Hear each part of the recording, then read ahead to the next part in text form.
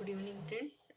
Today I delivered the third chapter of the uh, unit 4, that is ecological factors. Ecological factors that affect the climate, topographical effects. Then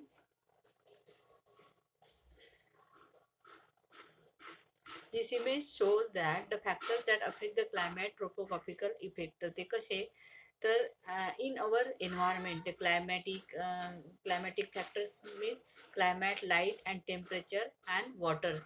These four factors are the climatic factors.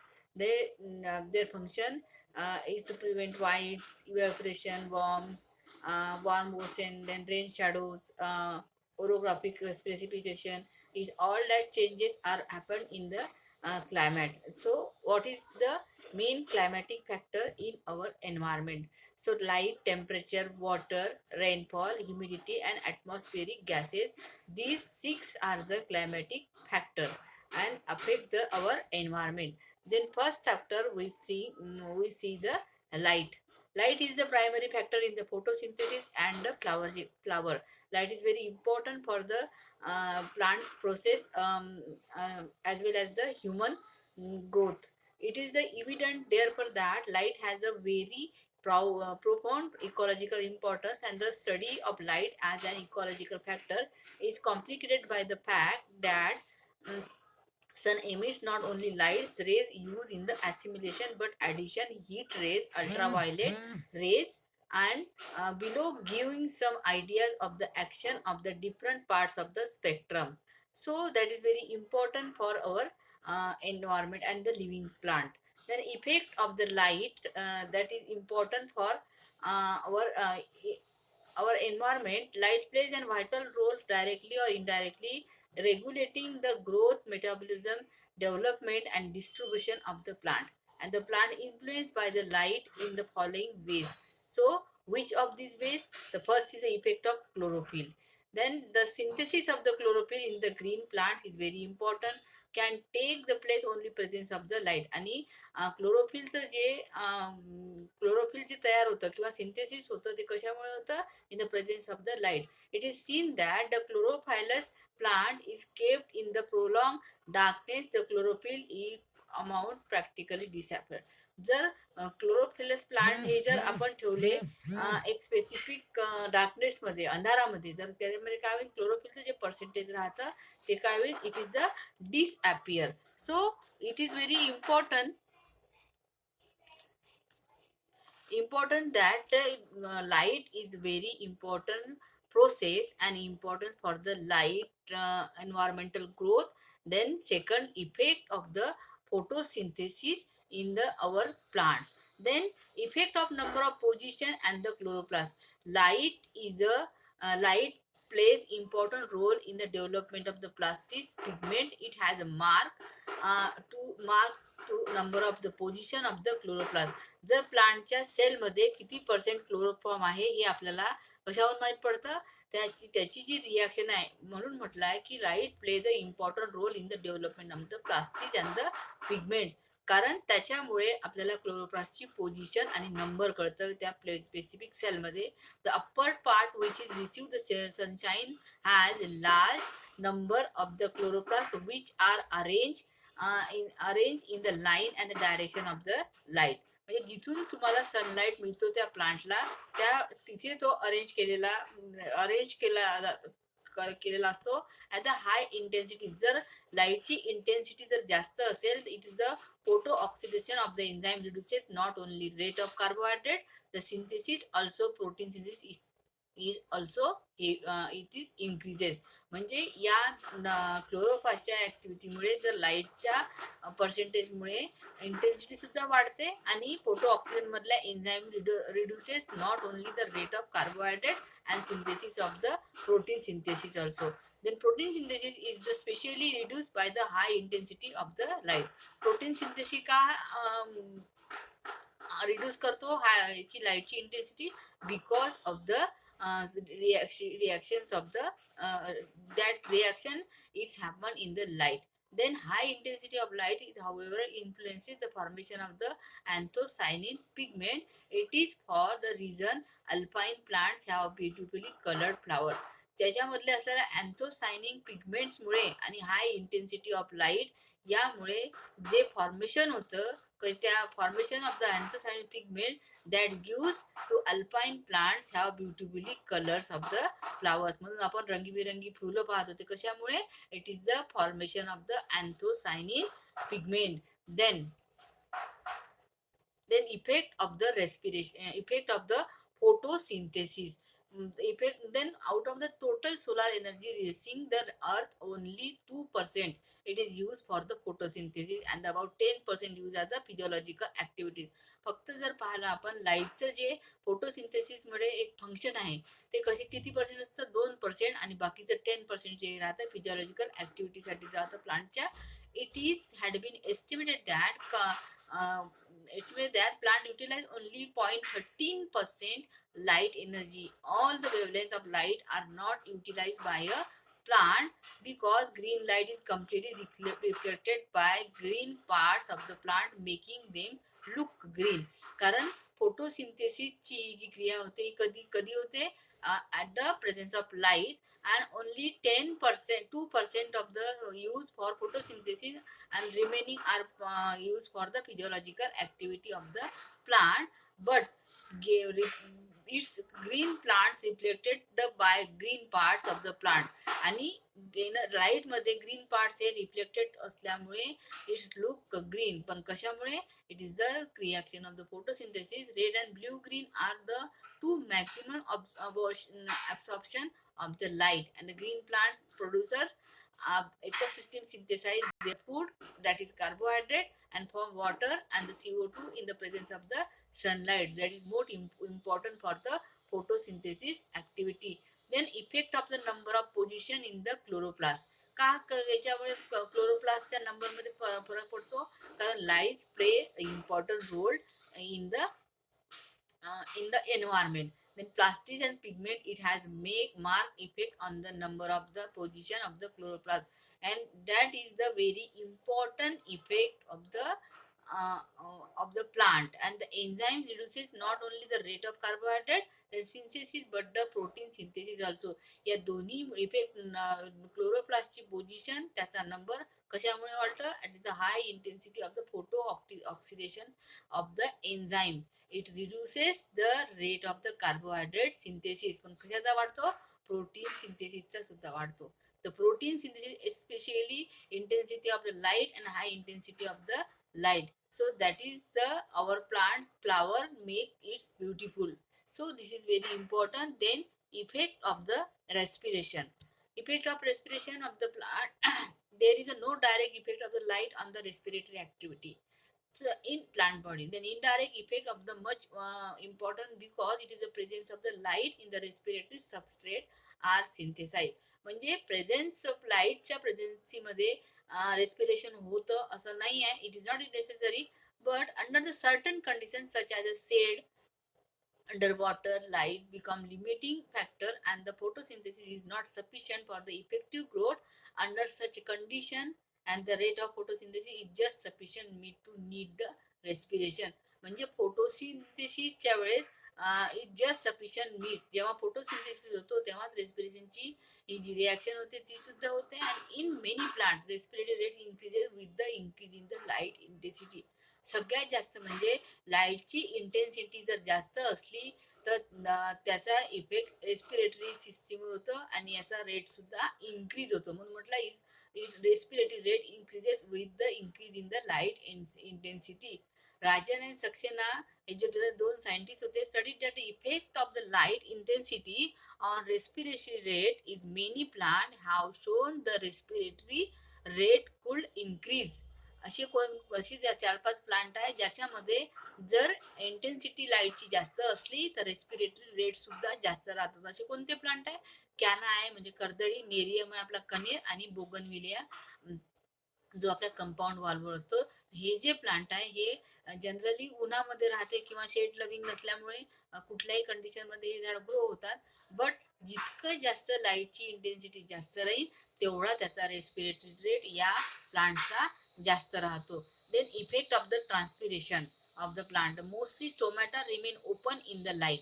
जर आपण पाहतो स्टोमॅटाचं main function आहे to conduct water and light and the close in the dark.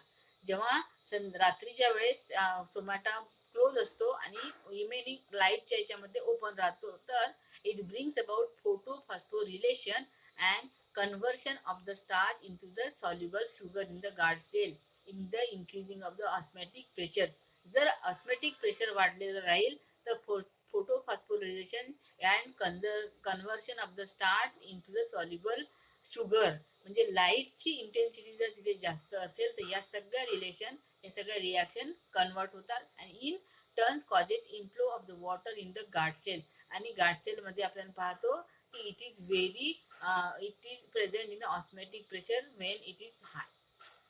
The increase in the turbidity of the guard cell causes winding of the gap between two guard cell. म्हणजे याच्यामुळे काय होतं की guard sale मध्ये gap निर्माण होते and the opening of the stomata increases the gases exchange and also increases the rate of the transpiration during day period. म्हणून म्हटलंय की effect of transpiration is increase the rate of the transpiration due to the day period or the light period. Increase in the light intensity above the optimum shows there being detrimental effect because the increase in the transpiration in the intense light it injurious to the plant. पण जर intensity जास्त असली किंवा effect त्याचा increase होत असला तर ट्रान्सपिरेशनचा जो हा रेट आहे in the intense light it is injurious to the plant, म्हणजे कधी कधी हे हार्मफुल सुद्धा असू शकतं. Then effect of the production of the hormone. Generally आपण पाहतो की प्लांट्समध्ये जिब्रेलिन, सायटोकायनिन हे वेरियस प्रकारचे हार्मोन्स आपण पाहतो फिजियोलॉजिकल स्ट्रक्चरमध्ये तुम्हाला आहे. The light inhibits the synthesis of the auxin. Auxin is the another important hormones of the plants. Plants growth, that it is a growth hormone, and in plants result with the shape and size the plants get modified. जसं लाईटची reaction होईल day light ड्यूचा, त्यामुळे आणि auxin or the growth it is the synthesis of the auxin hormone that's we gets the modified of the plant shape and the size. Then next is the effect of the development of flower, fruit and the vegetative parts. म्हणजे generally जे प्लांटची growth होताना जे light आणि environmental factor जे effective आहे त्याच्यामध्ये development जी आहे फ्लावरची, फ्रूटची आणि व्हेजिटेटिव्हची, त्यामध्ये सुद्धा लाईटचा इम्पॉर्टंट रोल आहे. तो कसा? Light show the many fold effects of the growth of the plant. Y? Because growth of the plant depends especially the intensity, quality, duration, direction of the light. कारण quality जितकी लाईटची चांगली तेवढाच त्या झाडाचा फ्लावरिंग चांगलं आलं तर फ्रुटिंग चांगलं होणार, आणि फ्रुटिंग चांगलं आलं तर सगळे प्रोडक्शन तुमचं चांगलं होणार. Plant growing in the darkness in the insufficient light produce maximum amount of the growth hormones. As a result, which they are elongated with the slender pale yellow stem and the small leaves. जर अंधारा याच्यामध्ये किंवा ऊन कमी पडली, जसं आपण पाहतो की पावसाळ्यामध्ये जास्त पाणी आलं तर झाडांची वाढ चांगली होत नाही, तीच वाढ आपण पाहतो की विंटरमध्ये चांगली होते. का? Because the intensity of the light and the plant growth is slow in the light of the high intensity red light flavor of the growth and light of the shorter wavelength except the violet are detrimental to the plant growth. So this is the effect of on development of the flower, fruit and the vegetative parts. Then next is the effect of the movement. The light affects the movement of the some plant. कारण light हा कोणत्या कोणत्या प्लांटची movement जी आहे त्याला affect करतो. तर कसे? The stem, root, leaves show different response to the light. म्हणजे लाईट आपण जर पाहिलं तर स्टेमवर त्याचा वेगळा परिणाम होतो, रूटवर वेगळा होतो आणि लीव्हवर वेगळा होतो. तो कसा? The effect of the sunlight on the plant movement is called the heliotropic effect. So stem elongate toward the source of the light. म्हणजे जितकी जास्त इंटेन्सिटी झाडाची लाईटची राहणार, that is the elongation of the stem, and it is happen to the in the light. it is a positively phototropic and roots are negatively phototropic. The leaves grow transversely in the path of light. तिन्ही ह्याच्या वेगवेगळ्या reactions आहे, म्हणजे हिलोट्रॉपिक, phototropic ही root मध्ये, आणि जी leaves आहे it's grow the transversely of the path of the light and order to receive the maximum sunlight the leaves are oriented on the stem in such a way that they do not overlap one another. आणि दोन्ही याच्यामधला हा आहे की तिचं happen in the maximum sunlight, that is the leaves are oriented on the stem in such a way that they do not overlap one another, म्हणजे एकमेकांना ते ओव्हरलॅप होऊ शकत नाही. Then next is the effect of the photoperiodism. In the response of the plant, the relative length, म्हणजे जशी प्लांटची length आहे of the day is known as the photoperiodism. जशी लेंथ वाढणार पण ती कशी, response of the plant relative length of the day, म्हणजे दिवसाच्या ह्यानी, that is called the photoperiodism. And according to their response to the photoperiods the plants have been classified into 3 types, that is the long day plants, short day plants, day neutral plants. The first is the, what is meant by the long day plant? It is the plant which bloom when the light duration is more than 12 hours per day, as for example radish, potato and the spinach. This is the long day plant. म्हणजे याच्यामध्ये आपण पाहतो की radish, potato आणि spinach कशा प्रकारचे plant आहे, it is a long day plant. दुसरं short day plant, plant which bloom when the light duration is less than 12 hours per day, as example of the cereal, that is tobacco, cosmos and the dahlia. It is a 12 तासामध्ये जो लाईटची reaction होईल, 12 तासाचा जो duration राहील त्यामध्ये त्या प्लांटची ग्रोथ होते. Then last is a day neutral plant, that is a plant which show the retail response to the length of the daylight, as for the example cotton blossom, tomato plant. म्हणजे हे 3 जे plant आहे याची length दिवसात सुद्धा थोडीशी वाढते, कारण लिटिल रिस्पॉन्स राहतो डे न्यूट्रल प्लांट मध्ये, आणि it is a example of the cotton, tomato and the balsam plant. Then next factor is the climatic factor is temperature. So temperature is the variable factor which is influenced by time, season, latitude, altitude, slope, direction, soil texture, plant cover and human activities like the urbanization and the industrialization.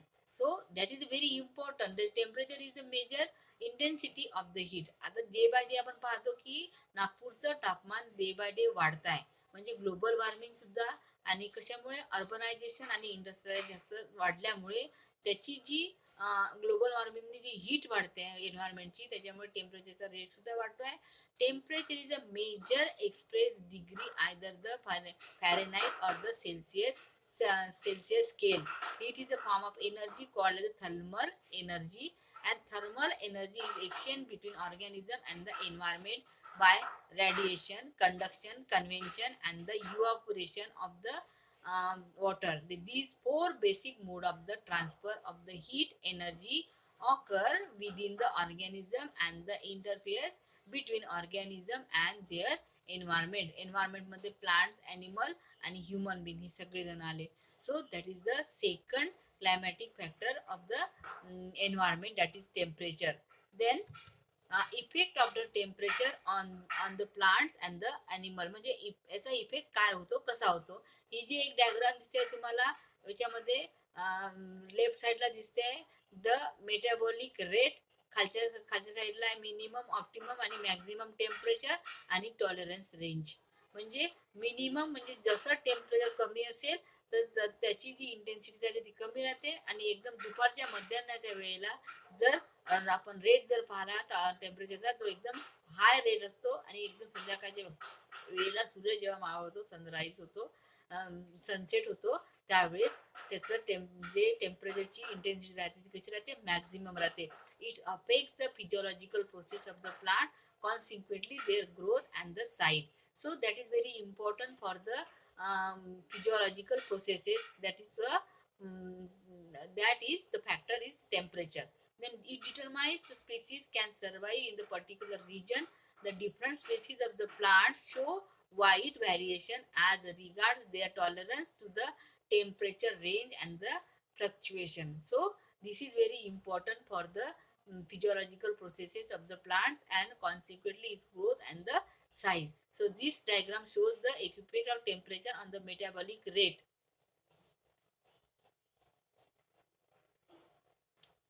Then effect on the cell or the protoplasm. Say in the extremely low temperature the protoplasm may be frozen to the ice. म्हणजे जर बर्फासारखा जर आपण एक हे पाहिला, it is frozen to the ice. On the other hand it is the extremely high temperature the protein may be coagulate. म्हणजे दोन्ही याच्यामध्ये फरक आहे की जर टेम्परेचर जास्त असलं तर it may be frozen, and जर टेम्परेचर कमी असलं तर it may be frozen to ice. बर्फासारखे होतात ते सेल्स. अँड जरा हाय टेम्परेचर असलं it is protein may be coagulate. Then second effect of the temperature on the effect on the metabolism. Metabolism ची जी process आहे, it is the presence of the different enzyme. Because various metabolic activity in the living organism are carried out in the presence of the temperature. Then while slide increases the temperature, जर पाहिलं the metabolic activity may increase. However, the metabolic rate may decreases when there is a higher increase in the temperature. And finally there will be no such activity when enzymes become defunct. का? कारण metabolic ही जी activity आहे, ही जी processes आहे, it is increases the temperature and the metabolic activity may increase, the decrease their higher increases in the temperature. So the effect of the metabolism in the temperature, in the presence of temperature. Then effect of the respiration. The rate of respiration usually doubles as per the Van Dyck's law with increase in the temperature by the 10 degrees Celsius in the case of the pyoclothermic animals. That is the example of the frog.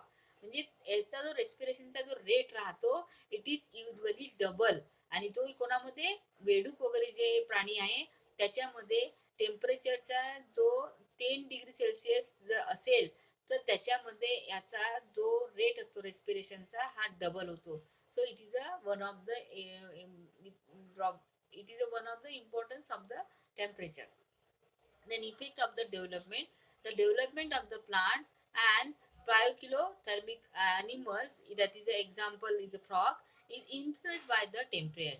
The development of the eggs and the larvae is higher in the hot climate compared to cold climate in the case of the these animals, that is the pyoclothermic animals. तर याच्यामुळे जी डेव्हलपमेंटची जी process असते एगची आणि लार्वीची, that is the higher in the hot climate compared to the cold climate. जर cold climate मध्ये याचा जो rate असतो हा लो असतो and the compared to the higher in the climate zone.